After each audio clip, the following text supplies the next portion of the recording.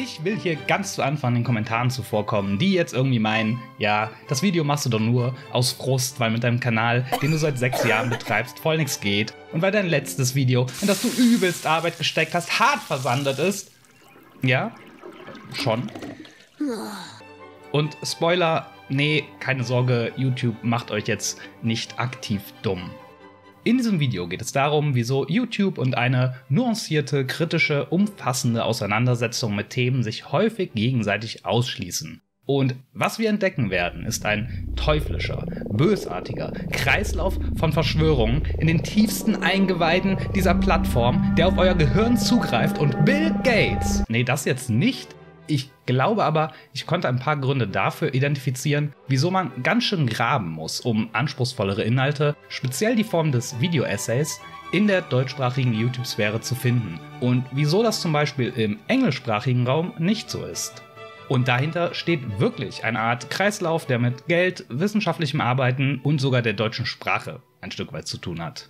Letzter Disclaimer. Ich schließe einige Formate bewusst aus, ich rede nicht von aktuellem politischen oder Aufreger-Content, der von einem aktuellen medialen Fokus auf seine jeweiligen Themen profitiert. Und genauso wenig von Inhalten der öffentlich-rechtlichen Medien, die theoretisch kein Geld über die Plattform verdienen müssen. Und ich rede auch nicht mal von Erklärvideos, wie ich sie selbst oft produziere. Es geht hier vor allem um die Arbeit einzelner Creator oder kleiner Teams, die eine bestimmte Art von Inhalten produzieren. Ausführlichere Auseinandersetzungen oder Deep Dives zu komplexen Themen. Und als Beispiel nehmen wir hier mich. Der erste Punkt hängt mit dem Video zusammen, das mich erst auf die Idee zu diesem Video hier gebracht hat.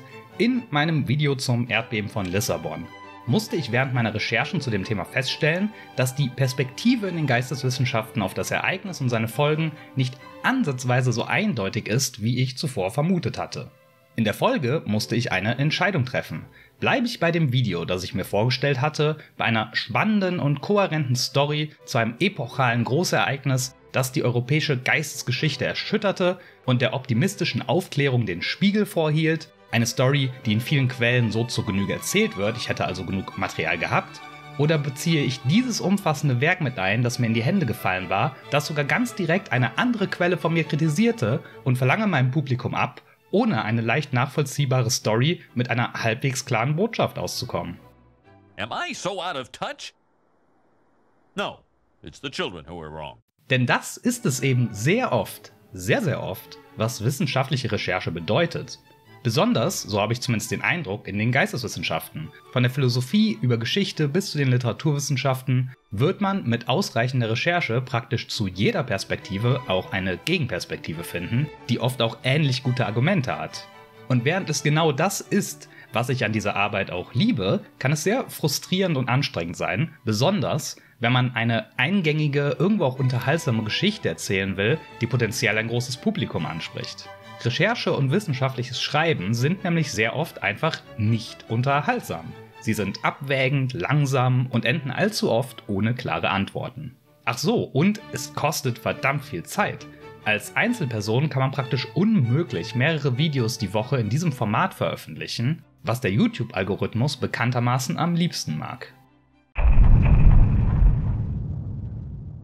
Und während ich nicht sage, dass ich diesen Prozess meinen Zuschauern nicht zutraue, während ich nicht sage, dass niemand Interesse an dieser Art der Auseinandersetzung mit Themen hat, Boring!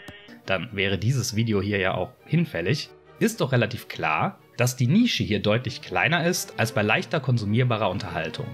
Selbst wenn es zum Beispiel um geschichtswissenschaftliche oder naturwissenschaftliche Themen geht, liefern viele prominente Kanäle im deutschsprachigen YouTube-Raum doch eher Inhalte, die sich in ihrer Komplexität beschränken.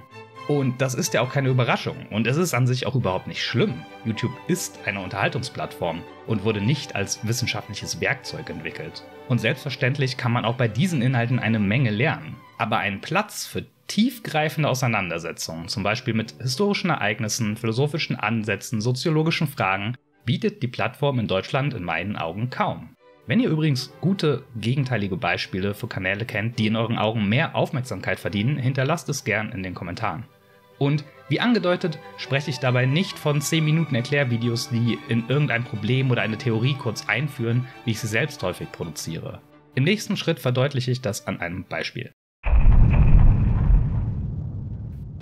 Guckt man sich nämlich jetzt den englischsprachigen YouTube-Raum an, mag man sich fragen, wovon zur Hölle ich hier überhaupt rede. Hier gibt es die Formate, wie ich sie umschrieben habe, nämlich zuhauf.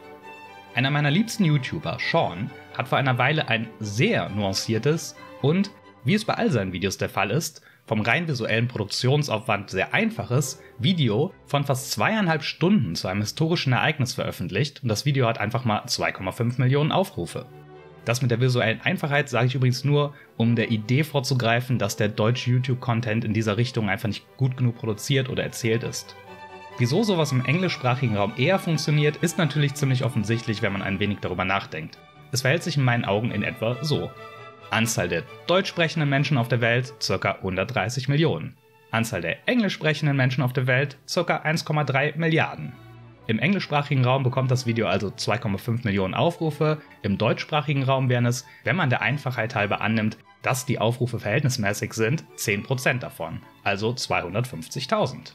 Das bedeutet natürlich auch, dass man mit dem deutschen Video entsprechend weniger Einnahmen erzielt hätte und hier schließt sich langsam der Kreis. Ein YouTuber wie Sean kann nur ein Video im Monat oder sogar alle 2-3 Monate veröffentlichen, da diese eben oft extrem nuanciert und aufwendig sind, was Recherche und Skript angeht und weil er sie größtenteils im Alleingang recherchiert und schreibt. Er kann das aber trotzdem machen und davon leben, weil die Zuschauernische groß genug ist und die Videos entsprechende Aufrufzahlen bekommen. Was mehr Einnahmen über YouTube selbst und mehr Abonnements und dadurch wieder mehr potenzielle Unterstützung über die Spendenplattform Patreon bedeutet. So kann es sich dann lohnen, solch komplexe Videos auf YouTube zu produzieren. Es ist tatsächlich möglich, davon zu leben. Wobei, das muss ich hier noch anmerken, man natürlich immer noch deutlich besser leben würde, wenn man den Anspruch runterschraubt und mehr produzieren würde. Mit nur 10% der Aufrufe geht das auf jeden Fall einfach nicht oder zumindest nur sehr viel schwieriger. Weil ich Patreon erwähnt habe. Ein Punkt, den ich hier nicht weiter bespreche, ist das Phänomen, dass die direkte Unterstützung über Spendenplattformen von Creatoren im englischsprachigen Raum irgendwie deutlich verbreiteter und akzeptierter zu sein scheint. Hier können teils auch etwas kleinere Kanäle von ihrer Arbeit leben, da genug Menschen sie direkt finanziell unterstützen. Nebenbei, ich weiß, dass ich gesagt habe, ich lasse Videos mit aktuellem politischen und Schlagzeilen-Content raus, aber selbst große deutsche Creator in diesem Bereich, wie etwa der dunkle Parabelritter, ballern aus gutem Grund so eine große Menge an Content raus. Ein Video im Monat mit 300.000 Aufrufen reicht einfach nicht. Und das bedeutet dann natürlich auch wieder, dass es im englischsprachigen Raum mehr Menschen gibt, die den Content produzieren, von dem ich hier spreche. Was dafür sorgt, dass die englischsprachige YouTube-Landschaft nach meinem Empfinden so viel interessantere Inhalte bietet als die deutsche.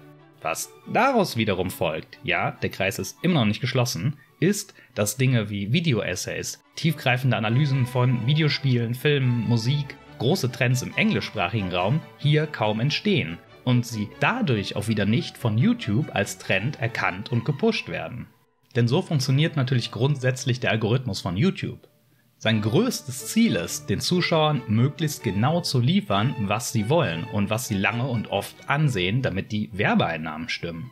Damit das funktioniert, der Algorithmus in diese Richtung trainiert werden kann, muss der entsprechende Content aber natürlich ausreichend vorhanden sein. Und dazu genau muss sich die Produktion des Contents auch finanziell lohnen. Es ist im ganz klassischen Sinne ein Teufelskreis, der leider dazu führt, dass YouTube Deutschland in meinen Augen nicht ansatzweise sein Potenzial erreicht. Eigentlich tendiere ich ja meist dazu, meine Videos mit einer positiven oder hoffnungsvollen Note zu beenden, aber hier habe ich ehrlich gesagt ziemlich wenig Hoffnung. Deutschsprachige Video-Essays oder Deep-Dive-Formate würden schon ein großer Trend werden müssen, damit der Algorithmus anfängt, diese Form des Contents auf der deutschen Plattform zu pushen. Und da müssten ziemlich viele Menschen Kanäle wie es gibt sowas nämlich natürlich durchaus im deutschsprachigen Raum, diese hier und andere abonnieren, ansehen, liken, um YouTube mit den entsprechenden Impulsen zu füttern. Okay, danke fürs Zusehen und bis bald. Achso, ein Fazit, ja. Wie gesagt, nein, YouTube macht dich natürlich nicht dumm. Ich bin gar nicht sicher, ob ich überhaupt zustimmen würde, dass Medienformate Menschen aktiv dumm machen können, was meinen Thumbnail wohl endgültig als Clickbait entlarvt. Aber wenn du wirklich komplexen Content zu Themen konsumieren willst, die dich interessieren, kommst du um den englischsprachigen oder spanischen, chinesischen, indischen, halt die meistgesprochenen Sprachen, YouTube-Raum nicht wirklich herum. So zumindest mein Eindruck. Bis bald.